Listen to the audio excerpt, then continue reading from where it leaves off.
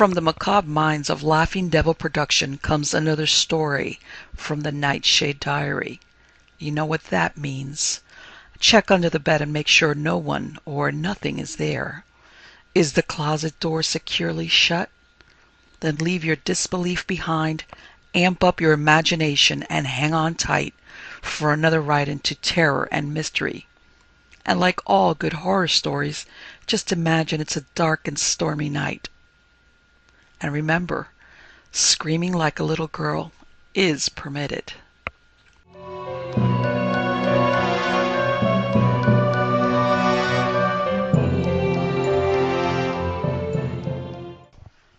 The Lips by Henry S. Whitehead.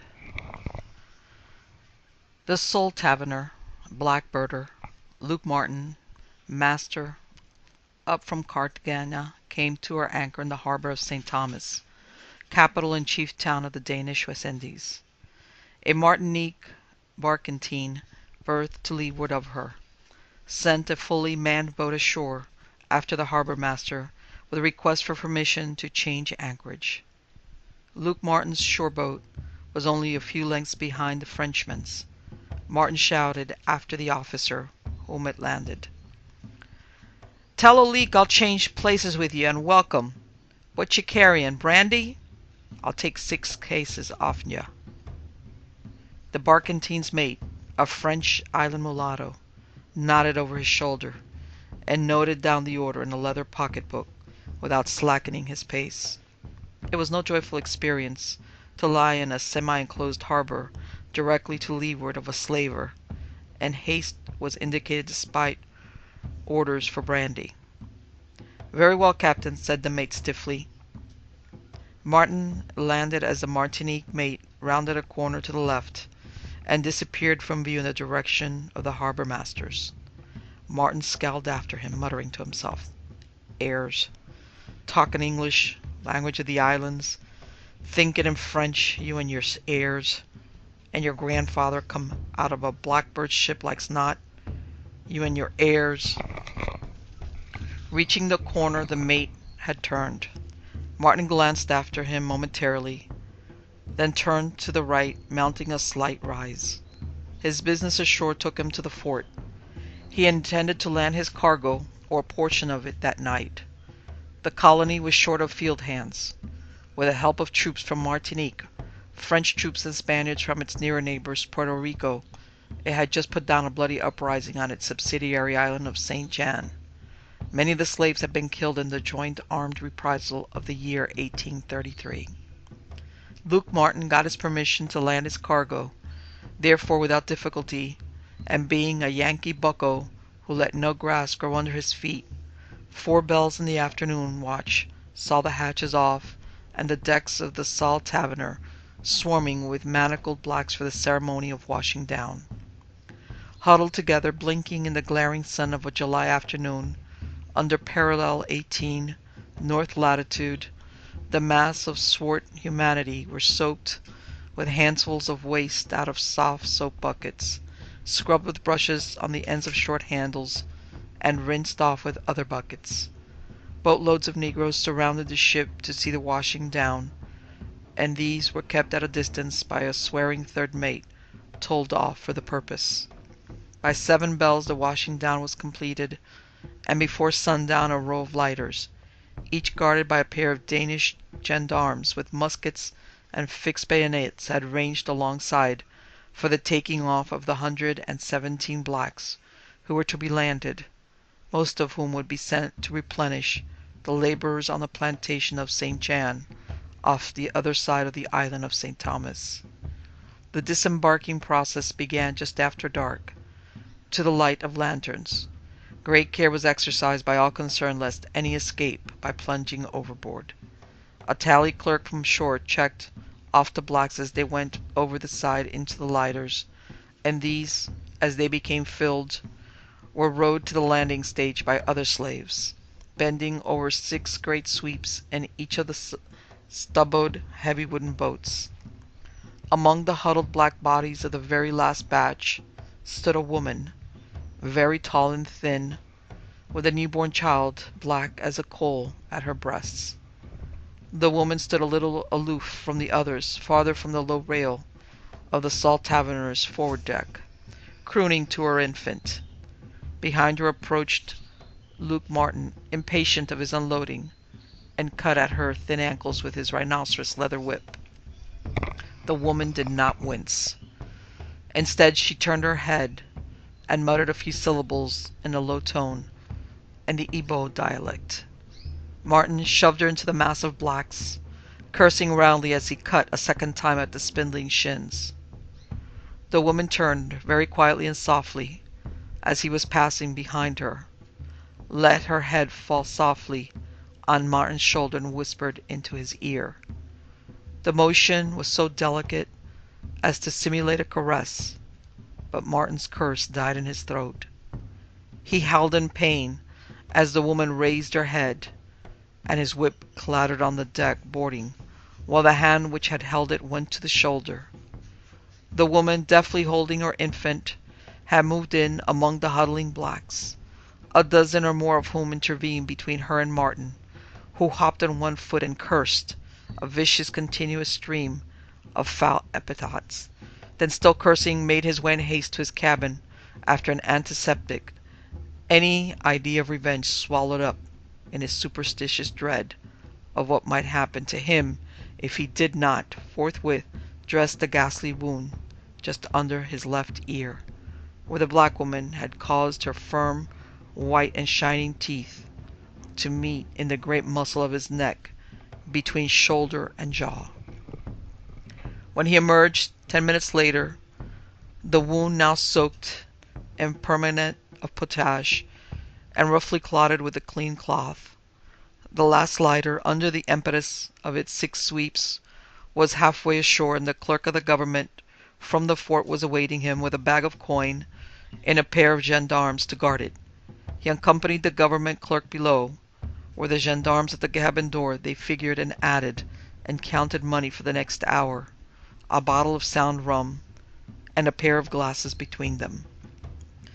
At 2 bells, under a shining moon, the Salt Taverner, taking advantage of the evening trade wind, was running for the harbor's mouth to stand away for Norfolk, Virginia, whence empty she would run up the coast for her home port of Boston, Massachusetts. It was midnight, what with the care of his ship coming out of even the plain and safe harbor of St. Thomas, before Martin the skipper, Culebra Lighthouse off the port quarter, turned in.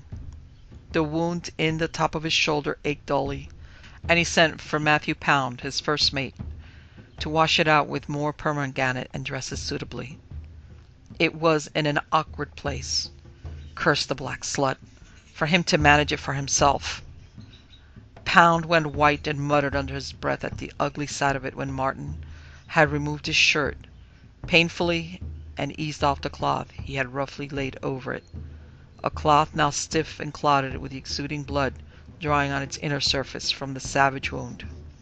Thereafter, not liking the look on his mate's face, nor that whitening which the sight of the place in his neck had brought about, Martin dispensed with assistance and dressed the wound himself.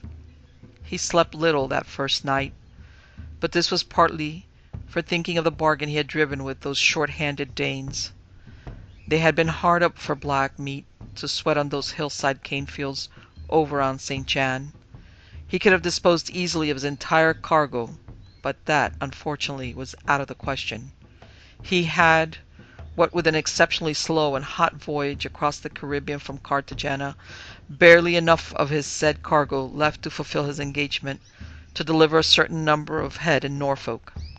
But he would have been glad enough to rid his hold of them all, curse them, and set his course straight for Boston.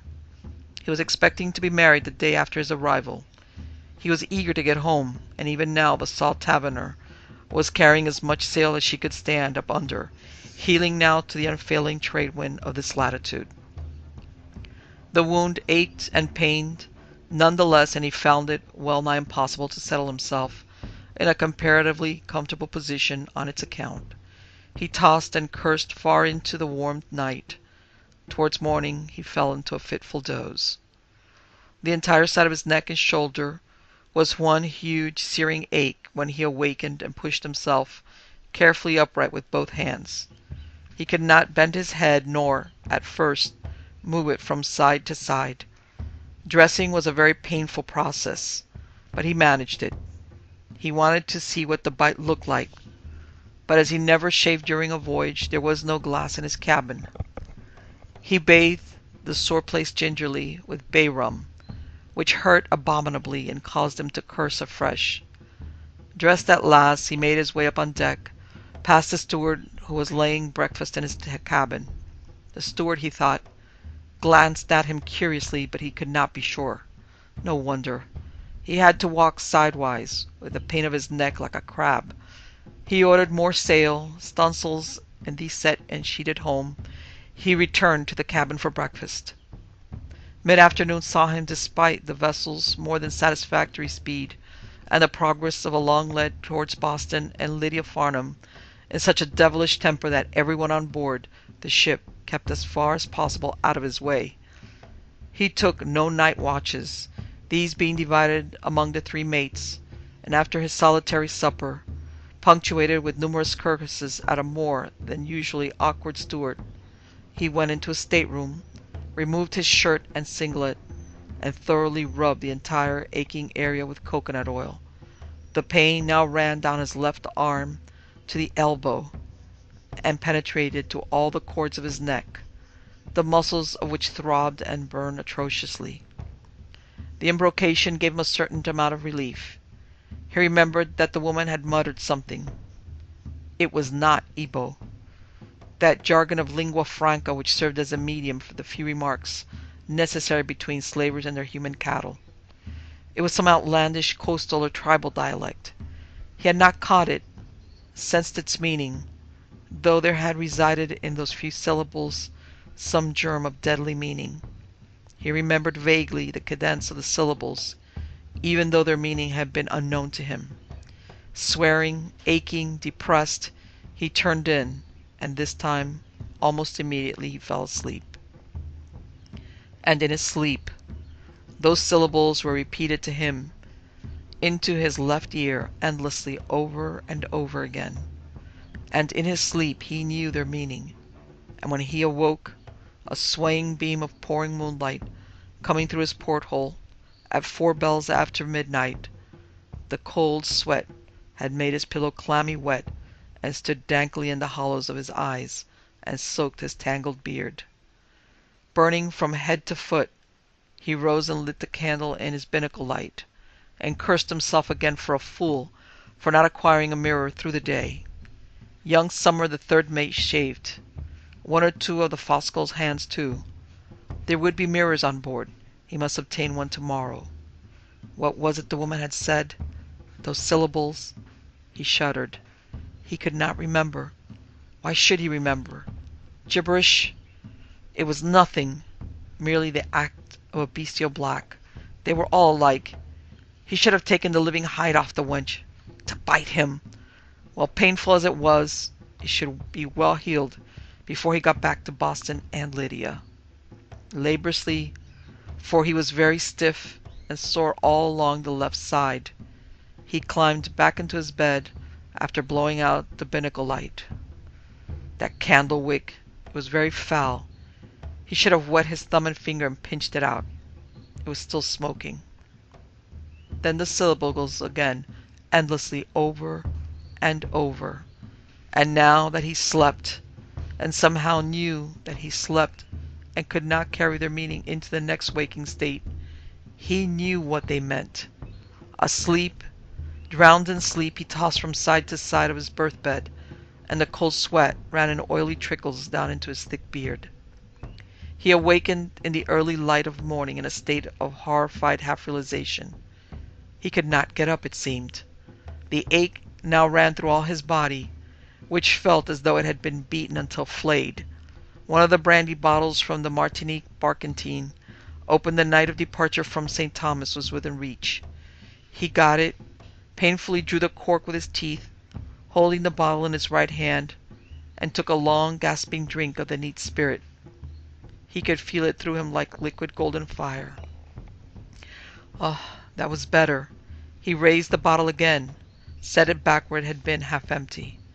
He made a great effort to roll out of the berth, failed, sank back well nigh helpless, his head humming and singing like a hive of angry bees. He lay there, semi-stupefied now, vague and dreadful things working within his head, his mind, his body, things brewing, seething, there inside him as though something had entered into him and was growing there, where the focus of pain throbbed in the great muscles of his neck on the left side. There, an hour later, a timid steward found him after repeated and unanswered knocks on the stateroom door. The steward had at last ventured to open the door a mere peeping slit, and then softly closing it behind him, and white-faced hastened to find Pound, the first mate. Pound, after consultation with the second mate, Sumner, accompanied the steward to the stateroom door, opening off the captain's cabin. Even there, hard-buckled that he was, he hesitated. No one aboard the Saul Taverner approached Captain Luke Martin with a sense of ease or anything like self-assurance. Pound repeated the steward's door opening, peeped within, and thereafter entered the cabin, shutting the door. Martin lay on his right side, the bedclothes pushed down to near his waist. He slept in a singlet, and the left side of his neck was uppermost. Pound looked long at the wound, his face like chalk, his hands and lips trembling. Then he softly departed, shutting the door behind him a second time, and went thoughtfully up on deck again. He sought out young Sumner, and the two spoke together for several minutes. Then Sumner went below to his cabin, and emerging on the deck looked furtively all around him. Observing the coast clear, he drew from beneath his drill jacket something twice the size of his hand, and again glancing about to make sure he was not observed, dropped the article overboard. It flashed in the bright morning sun as it turned about in the air before the waters received it forever. It was his small cabin shaving mirror. At 4 bells in the forenoon, Pound again descended to the captain's cabin. This time Martin's voice, a weak voice, answered his discreet knock, and at its invitation he entered the stateroom. Martin now lay on his back, his left side away from the door. "How are you feeling, sir?" asked Pound. "Better," murmured Martin. "This damned thing." He indicated the left side of his neck with a motion of his right thumb. "I got some sleep this morning. Just woke up, just now. It's better. The worst of it over, I reckon." A pause fell between the men. There seemed nothing more to say. Finally, after several twitches and fidgeting, Pound mentioned several details about the ship, the surest way to enlist Martin's interest at any time. Martin replied, and Pound took his departure. Martin had spoken the truth when he alleged he was better. He had awakened with a sense that the worst was over. The wound ached abominably still, but the unpleasantness was distinctly lessened. He got up, rather languidly, slowly pulled on his deck clothes, called for coffee through the stateroom door. Yet when he emerged on his deck 10 minutes later, his face was drawn and haggard, and there was a look in his eyes that kept the men silent. He looked over the ship professionally, the regular 6 bells morning inspection, but he was preoccupied, and his usual intense interest in anything concerned with his ship was this day merely perfunctory. For nearly constantly now that the savage pain was somewhat allayed and tending to grow less, as the deck exercise cleared his mind and body of their poisons, those last syllables, the muttered syllables in his left ear, when the black woman's head had lain for an instant on his shoulder, those syllables, which were not an Igbo, kept repeating themselves to him. It was as though they were constantly reiterated in his physical ear, rather than merely mentally. Vague syllables with one word, Lekundu, standing out and pounding itself deeper and deeper into his consciousness. Hearing things, he muttered to himself, as he descended to his cabin on the conclusion of the routine morning inspection, a half-hour before noon. He did not go up on deck again for the noon observations. He remained sitting very quietly there in his cabin, listening to what was being whispered over and over again in his left ear, the ear above the wound in his neck muscle. It was highly unusual for this full-blooded bucko skipper to be quiet, as his cabin steward roundly noted. The explanation was, however, very far from the steward's mind. He imagined that the wound had had a devastating effect upon the captain's nerves, and so far his intuition was a right one. But beyond that, the steward's crude psychology did not penetrate. He would have been skeptical, amused, scornful, had anyone suggested to him that the true reason for this unaccustomed silence and quietude on the part of his employer, Captain Luke Martin, for the first time in his heady and truculent career, was frightened. He ate little for his midday dinner and immediately afterward retired to his stateroom. He came out again almost at once, however, and mounted the cabin ladder to the afterdeck. The sole taverner, carrying a heavy load of canvas, was spanking along at a good 12 knots. Martin looked aloft, like a sound sailorman, when he emerged on deck, but his preoccupied gaze came down and seemed to young Sumner, who touched his hat to him, to look inward. Martin was addressing him. "I want the lend of your looking-glass," said he in a quiet tone. Young Sumner started, felt the blood leave his face. This was what Pound had warned him about, why he had thrown his glass over the side. "Sorry, sir. It ain't along with me this voyage, sir. I had it till we lay in St. Thomas, but now it's gone. I couldn't shave this morning, sir."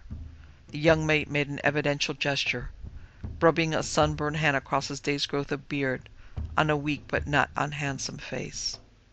He expected a bull-like roar of annoyance from the captain. Instead, Martin merely nodded absently and walked forward. Sumner watched him interestedly till he reached the hatch leading to the crew's quarters below decks forward.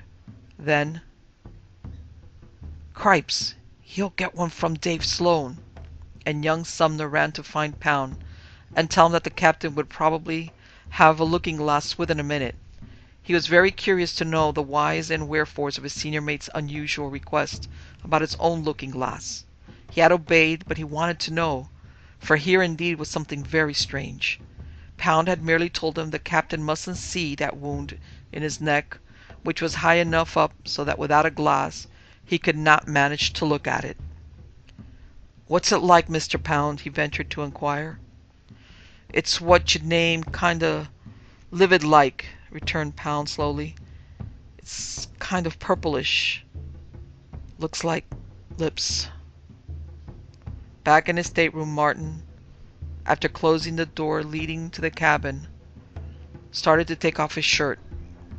He was halfway through this operation when he was summoned on deck.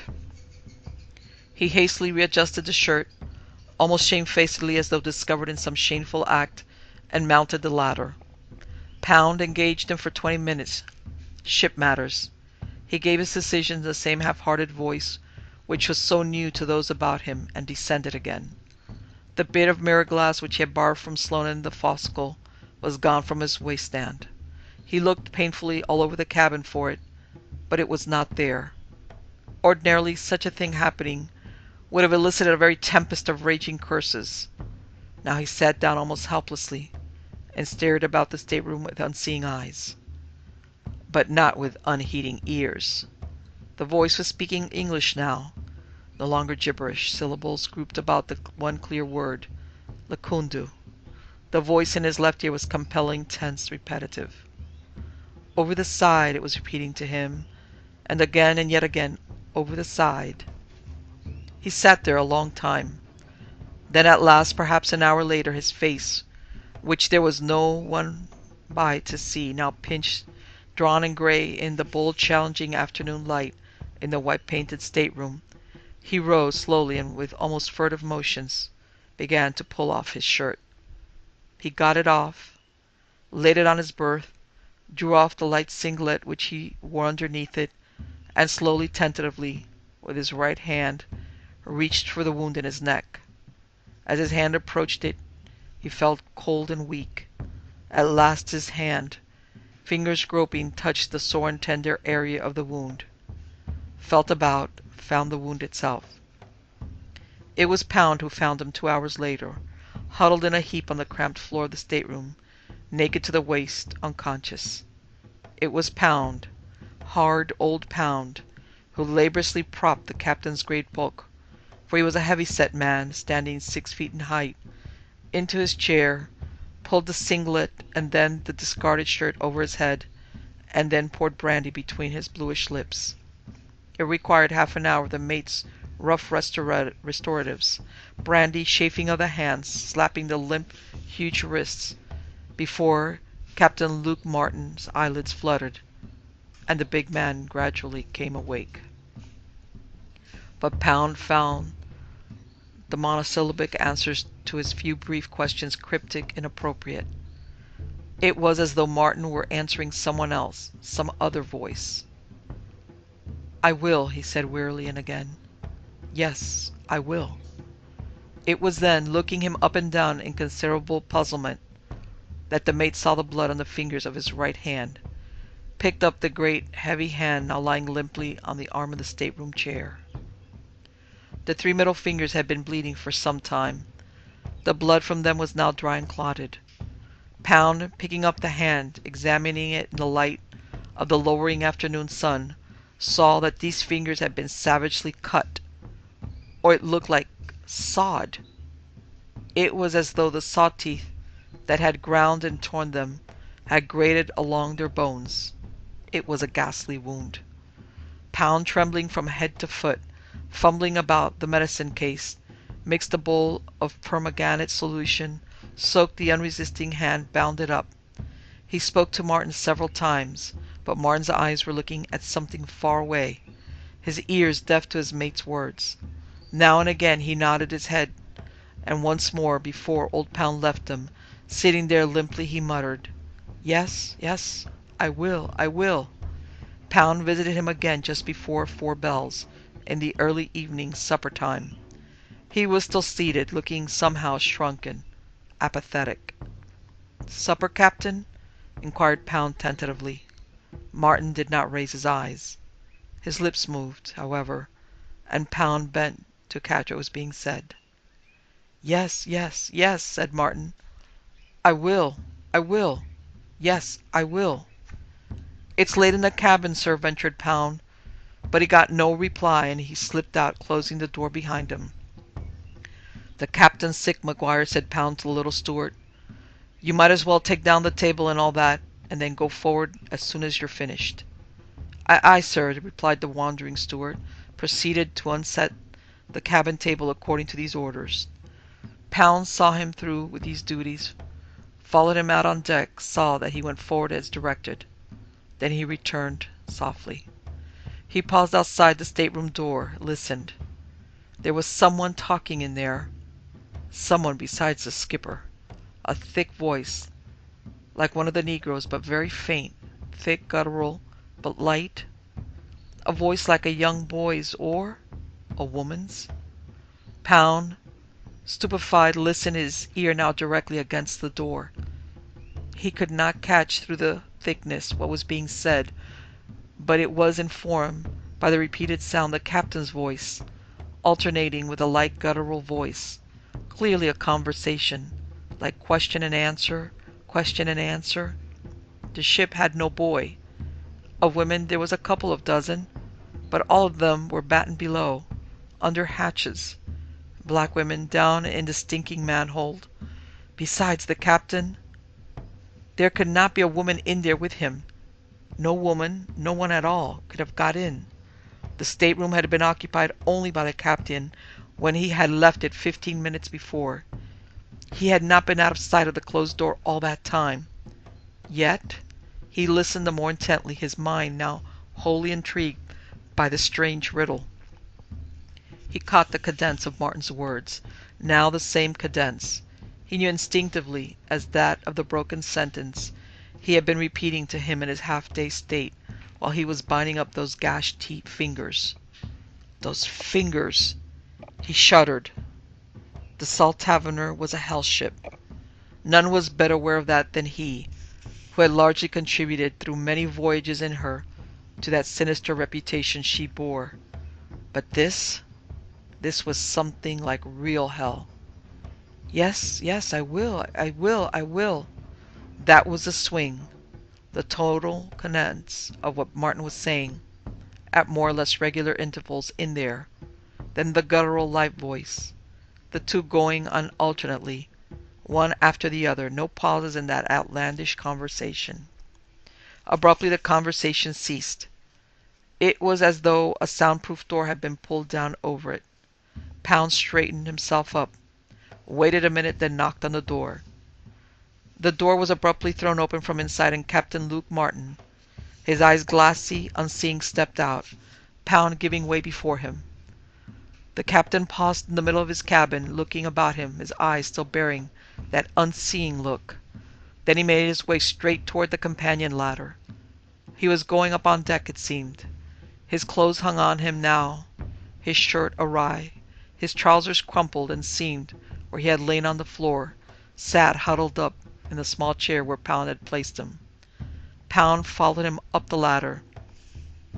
Once on deck, he made his way straight to the port rail, and stood, looking, still as though unseeingly, out over the billowing waves. It was dark now. The subtropic dusk had lately fallen. The ship was quiet save for the noises of her sharp bows as they cut through the middle North Atlantic swell on her 12-knot way to Virginia. Suddenly old Pound sprang forward, grappled with Martin. The captain had started to climb the rail. Suicide, that was it. Then, those voices! The thwarting of what seemed to be his purpose aroused Martin at last. Behind him lay a middle-aged man's lifetime of command, of following his own will in all things. He was not accustomed to being thwarted, to any resistance, which aboard his own ship always went down, died stillborn before his bull-like bellow, his truculent fists. He grappled in turn with his mate, and a long, desperate, and withal a silent struggle began there on the deck, lighted only by the light from the captain's cabin below, the light of the great binnacle lamp of whale oil, through the skylights set above decks for daytime illumination below. In the course of that silent, deadly struggle, Pound seeking to drag the captain back from the vicinity of the rail, the captain laying about him with vicious blows, the man became rapidly dishevelled. Martin had been coatless, and a great swath of his white shirt came away in the clutching grip of Pound, bearing his neck and left shoulder. Pound slackened, let go, shrank and reeled away, covering his eyes lest they be blasted from their sockets by the horror which he had seen. For there, where the short had been torn away and exposed the side of Martin's neck, stood a pair of blackish purple, perfectly formed, blubbery lips, and as he gazed, appalled, horrified, the lips had opened in a wide yawn, exposing great shining teeth, from between which, before he could bury his face in his hand, away from his horror, a long pink tongue had protruded and licked the lips. And when old Pound, shaking now to his very marrow, cold with the horror of this dreadful portent, there on the deck warm with the pulsing breath of the trade wind, had recovered himself sufficiently to look again towards the place where the master of the Saul Taverner had struggled with him there against the railing, that place stood empty, and no trace of Luke Martin so much as ruffled the phosphorescent surface of the Saul Taverner's creaming wake.